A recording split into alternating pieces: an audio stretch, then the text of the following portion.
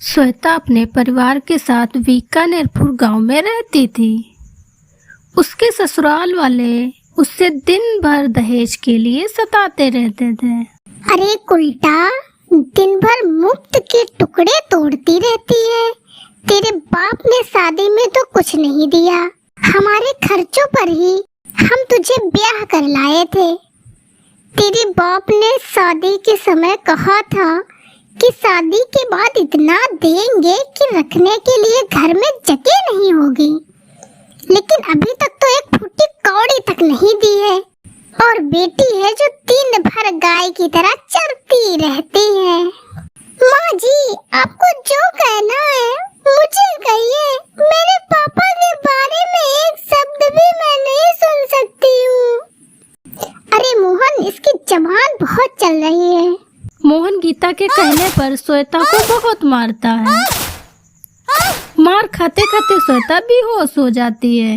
अगले दिन होश में आने के बाद श्वेता की बर्दाश्त करने की क्षमता जवाब देने लगती है और वह सोचती है, काश मैं पैदा होते ही मर गई होती।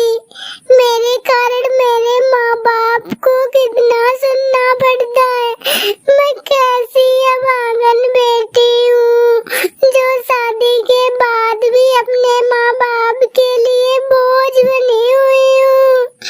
मेरे मरने से सबको शांति मिल जाएगी। दूसरे दिन अमावस्या की रात को श्वेता चुपचाप अपने घर से बाहर निकलकर गांव के कुएं के पास जाती है। जीते जी तो मैं कुछ नहीं कर पाई, लेकिन मैं ये कसम खाती हूँ कि मेरे मरने के बाद मैं अपने ससुराल वालों को और इस गांव के सभी लोगों को जो बहू पर अत्याचार करते हैं उनसे बदला लेकर रहूंगी। श्वेता कुएं में कूदकर अपनी जान दे देती है।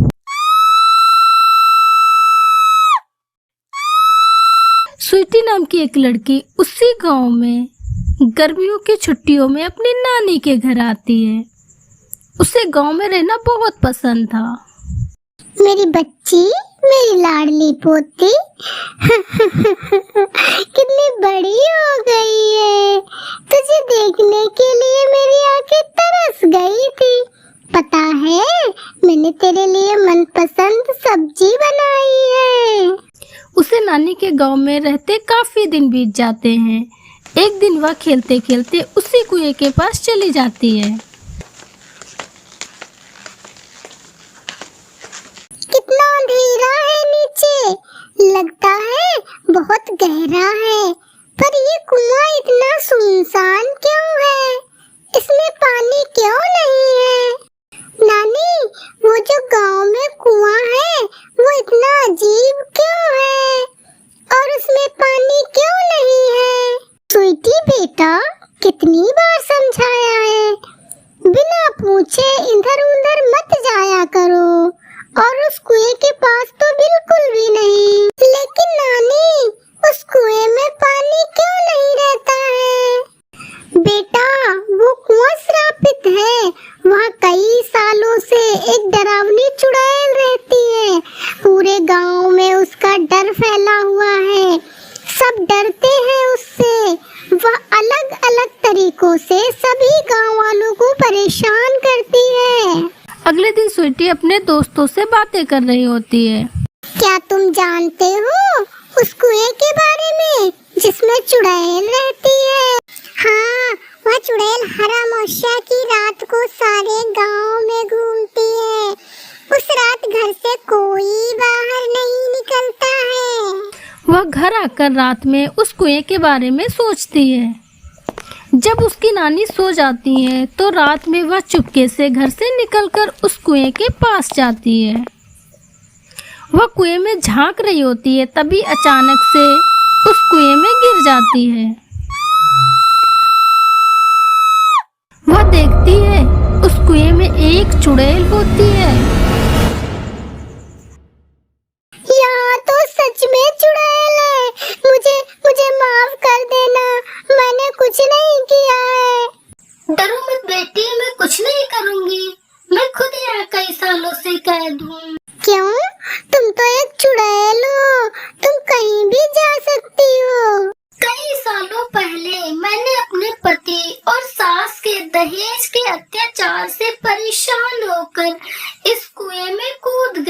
थी और अपनी जान दे दी थी। जब मेरे पति और सास को यह बात पता चली तो वो इस कुएं में तांत्रिक की राख छिड़क कर मुझे बांध दिया।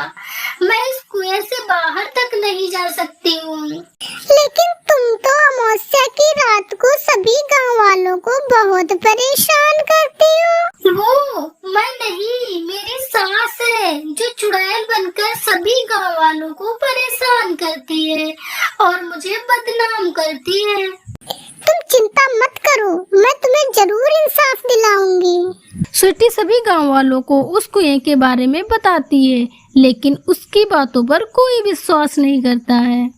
वह सोचती है अब मुझे ही कुछ ऐसा करना पड़ेगा जिससे सभी गांव वालों को मेरी बातों पर विश्वास हो।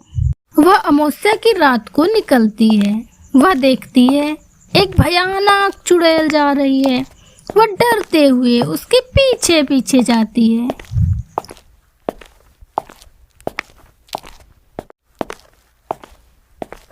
वह चुड़ैल एक पेड़ के पीछे जाकर गीता के रूप में आ जाती है।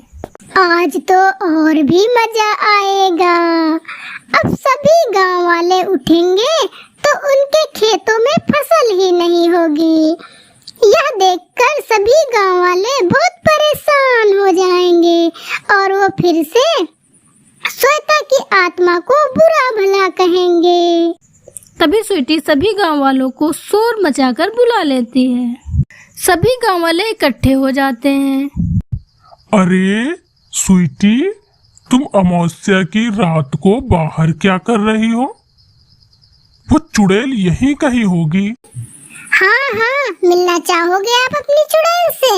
स्वीटी पेड़ के पीछे से गीता को लाती है। सभी गांव वाले यह देखकर हैरान हो जाते हैं। यह है तुम्हारी चुड़ैल। अच्छा, तो ये गीता इतने सालों से हमें धोखा दे रही है, हम गांव वालों को परेशान कर रही है। इसे तो गांव के चौराहे में फांसी दे देनी चाहिए। प्लीज मुझे जाने दीजिए, मुझे माफ कर दीजिए। अपनी बहू की हत्या की जिम्मेदार भी यही है। इसने अपनी बहू पर बहुत जुर्म किए हैं दहेज के कारण। सभी गांव वाले मिलकर गीता को और मोहन को दहेज और हत्या के इल्जाम में पुलिस के हवाले कर देते हैं। अब वह दोनों सारी जिंदगी जेल में सड़ते हैं। देखा आप सबने कैसे हमारे ही सामने दोषी खुले आम घूमते हैं और हम उन्हें पहचानने में गलती कर बैठते हैं। दहेज बहुत बड़ा पाप है।